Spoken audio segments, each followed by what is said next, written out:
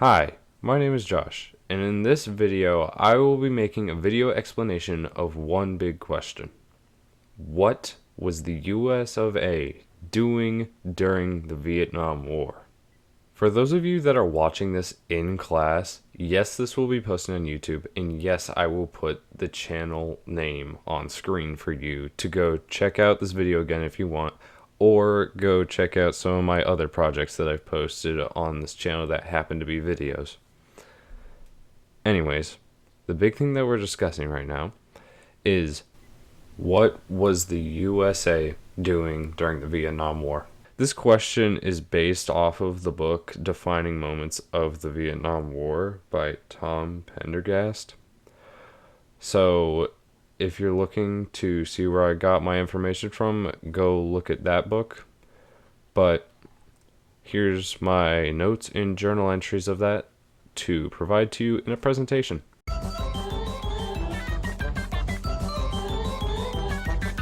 Fair warning before we actually start.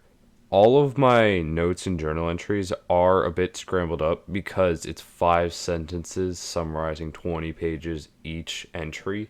But I'm going to keep this as organized as possible and put them in the correct chronological order. So, to start off, we got the US dropping into Vietnam to help out the South Vietnamese defend against the North Vietnamese. And this drop in the 1950s was the largest American drop that they had during the entire war. Why was this drop the biggest drop? I don't really know. You're going to have to look at the book for that, because I'm not here to answer that kind of question. We're just stating what they did during the war. Anyways, on to the next one, where during Chapter 2, in early 1954, delegates from the Democratic Republic of Vietnam, DRV for short, the state of Vietnam, Laos, Cambodia, France, China, Russia, Britain, and the US gathered in the Swiss city of Geneva to create what we know as the Geneva Convention, where this also targeted a lot of other powers in their controlled parts of Vietnam, except the United States. That was not targeted at all, which I think was a little weird, but who am I to judge? Also, the reason why the US was so deep into this negotiation was not only because it was a large power in the world at the time, it is that the US's mission at the time was to stop the spread of communism and contain it. And Vietnam, having a communist neighbor, made them be put deep into that negotiation. Next chapter. In 1963, following the assassination of President John F. Kennedy, Lyndon B. Johnson's highest priority became mounting an offense against discrimination and poverty in American society. His ultimate goal was to create a great society, quote unquote, great society, that would provide opportunities and security to all Americans.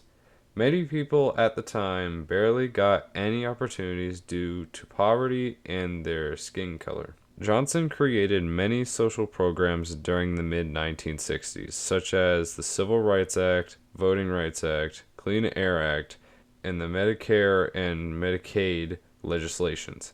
These social programs would later become a huge help to the growth of the U.S. After this, during the war, the North Vietnam forces and the Viet Cong forces launched the Tet Offensive.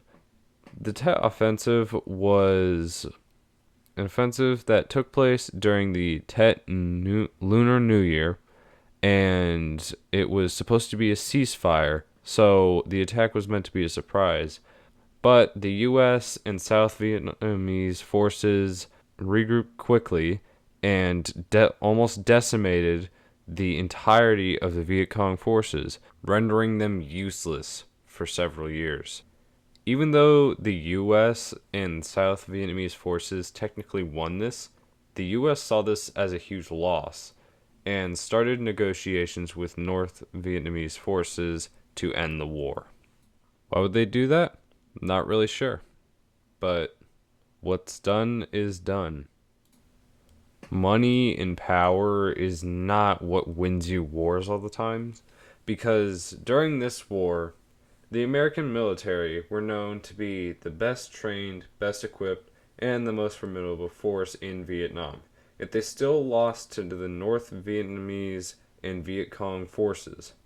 Many factors didn't let the US and South Vietnamese from using their military superiority to their advantage, like political pressures, flawed military strategies, declining troops morale, poor performance, and inadequacies in the South Vietnamese government. Starting in 1969, Richard M. Nixon was forced to withdraw all American forces in Vietnam, marking the pretty much end of the war for the US. It's a pretty interesting way that this war actually played out for the US, and lots of problems arose from it, but lots of good things rose from it as well. But it's just really a big hit on the United States' pride of their own country. And I think this is pretty much that's all that was left for the US. I mean, there was a lot of anti-war movements that brought together lots of people and politics during the war. So, guess more good things came out of it. But what you can really learn from this is that having a big country that has a lot of money and power against a smaller country that has less forces and less money does not mean that they're going to win immediately. Like in this scenario, the US versus the North Vietnamese forces and Viet Cong forces, they were just using guerrilla warfare tactics and won. Anyways, if you enjoyed listening to my project, then hopefully I get to make more for this class and other classes in the future so that whoever's on YouTube can come watch the rest of these stupid videos.